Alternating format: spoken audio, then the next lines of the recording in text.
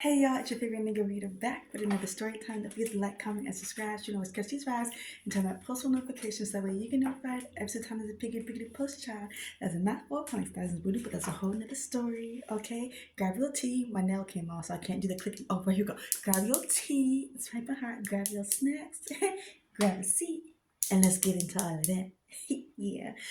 Okay, so this is going to take things back to college. So I told y'all how I graduated high school early and went to a JUCO. I went to PCC in California, to Pasadena, California. And then, I took one course, and then like that fall, then springtime, I took 19 units. I took an accelerated math class and ran track at the same time. So I had 19 credits while running track. It was so much. And then, from there, I eventually transferred out and I transferred ASU. And then, I didn't think of it at the time, but I was actually on the fast track to graduate once I transferred in a year. Now, it didn't fully happen, and that's a whole nother story time. I'll link it down below, where I did walk the stage, but I had 3 credits left to actually graduate, and I didn't officially graduate because of what's in that story time. This is something different. Anyway, my senior year, which I transferred in my senior year, but technically didn't. So in 2014, was it 2014 or was it the end of 2013? I think it was 2014. I took a class. For whatever reason, this semester I was real like, my major was women, oh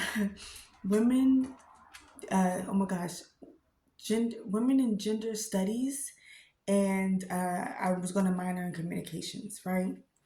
So, oh my gosh, I forgot my major for a second.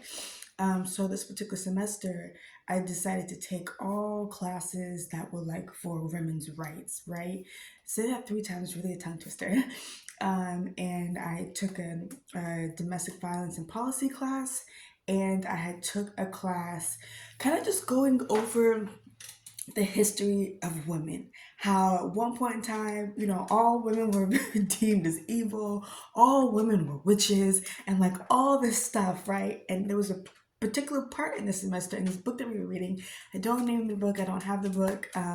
When the book we were reading, we were going over how so many women, I want to say it was like in like the 1920s, 30s, 40s era, but so many, or maybe even before then, but so many women passed away in the hospital due to, like, especially giving birth, due to the equipment not being sanitized. And for whatever reason, it was specific to women. And I took that class.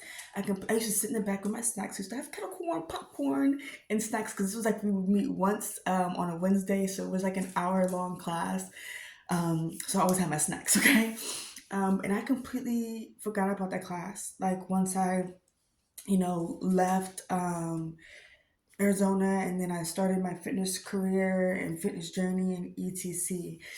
And now being in a position where I am holding a hospital accountable for the mistreatment of women and the mistreatment of Black women in specific, and my own personal issue where I was actually assaulted in the hospital, where I experienced medical negligence and nurse abuse. Okay, I did a video and just talking about different topics, and then as I was doing a journal entry, because I do a lot of journaling, I was doing a journal entry to the Lord, and it made me think about that class. And I was like, oh my gosh, talk about a full circle moment. I never thought that I would actually be, like, I guess like the voice. I'm not saying that I am, or like an advocate, I guess you could say, for women's rights in the medical field. And not necessarily in the medical field, I guess women's rights as a patient in the medical field.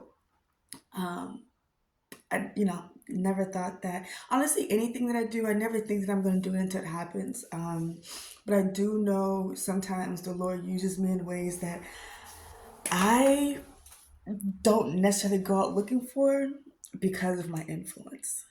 Um, and sometimes I can't front it, is a little like frustrating, like, God, I just wanted an easy life, etc. Why do I have to go through all this trauma?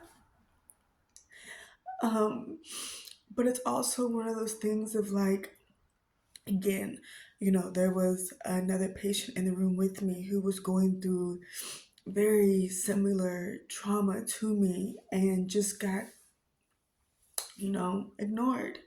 And eventually, they kicked her out of the hospital. It's like, and then I experienced the same thing, but at mine, I'm partially paralyzed and I'm not getting any answers as to what went wrong. And I'm literally watching and witnessing this hospital try to cover up this stroke they gave me and trying to convince me and put it on my medical documents that I'm making everything up. And, you're sitting here watching all these nurses and etc, like literally even down in the ER, they started pulling the curtain across because I was like watching them, like, they're talking. So I'm trying to figure out, maybe they're talking about like my results or something like that. And they just didn't want me like listening or watching what it is that they were doing. And I could tell very instantly something was wrong, something was off. And, then I'm like, okay, well, how many times has this happened? How many times has this happened? How many people have I done this to? And how many people didn't get justice? How many people out in this world are still dealing with a disability, or still dealing with a health issue, or still dealing with the life changes that, a hospital or a restaurant, because it all started for me with the restaurant line, where, again, someone goes out to eat and they have an allergic reaction and the restaurant just dismisses them, or something happens and these people pass away and never get justice, you know because the restaurant took their lovely time making sure that I got to the hospital. I didn't go via paramedics. I was driven by the employees, and obviously they took their time. So something could have happened to me in the employee's car on the way to the hospital. Okay.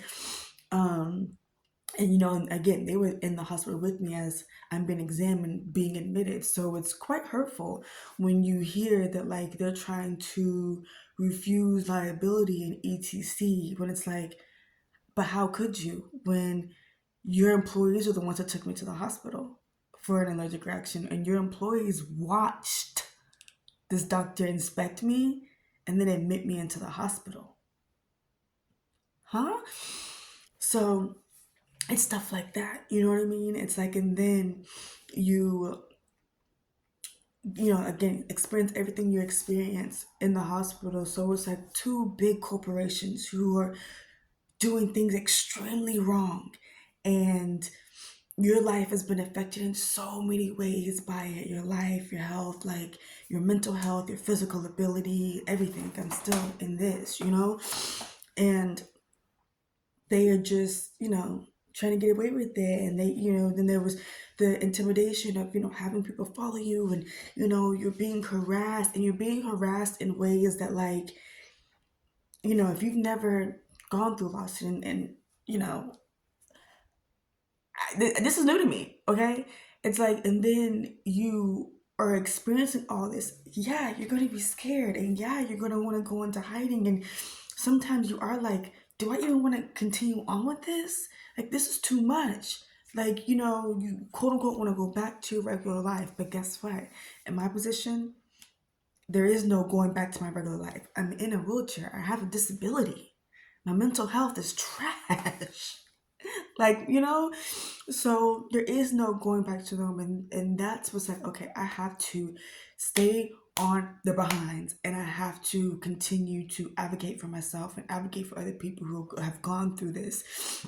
Because again, who knows how many people have gotten away with this type of trauma. And again, I don't really talk to my mama like that, but my mama had a situation where she had a C-section. They left a sponge inside her after sewing her up. They had to unstitch her, get it out, and sew her back up. And she tried to look into getting justice. And at this point, they didn't have any electronic proof. They only had paper. And Coincidentally, the only proof she had, this one form, somehow ended up burning. It went missing. And that was her only evidence. So then, you know, her body literally is affected still to this day. Her C-section scar didn't fully heal in the way that it was supposed to because of the hospital. So though I have my own personal issues with my mama, she's still a woman who dealt with some medical negligence. And I still gotta stand up and fight for that shit. For her and me and every other motherfucking woman who went through this shit. So on the days where I'm just like, I don't fucking wanna, I got to. I just have to. And again, maybe that's why my mom just has such a hard time seeing me like this because it triggers her for her own personal stuff. I'm a grown woman, okay? I can do the psychoanalysis and see where the root of the problem is. That's probably why, but we do really still have issues. But I don't think that me having disability from a hospital helps. So there's that. But I hope that I get justice and any other woman who's gone through anything like this gets justice too. Thank you for watching. Don't forget to like, comment, subscribe. I'll see you on the next one.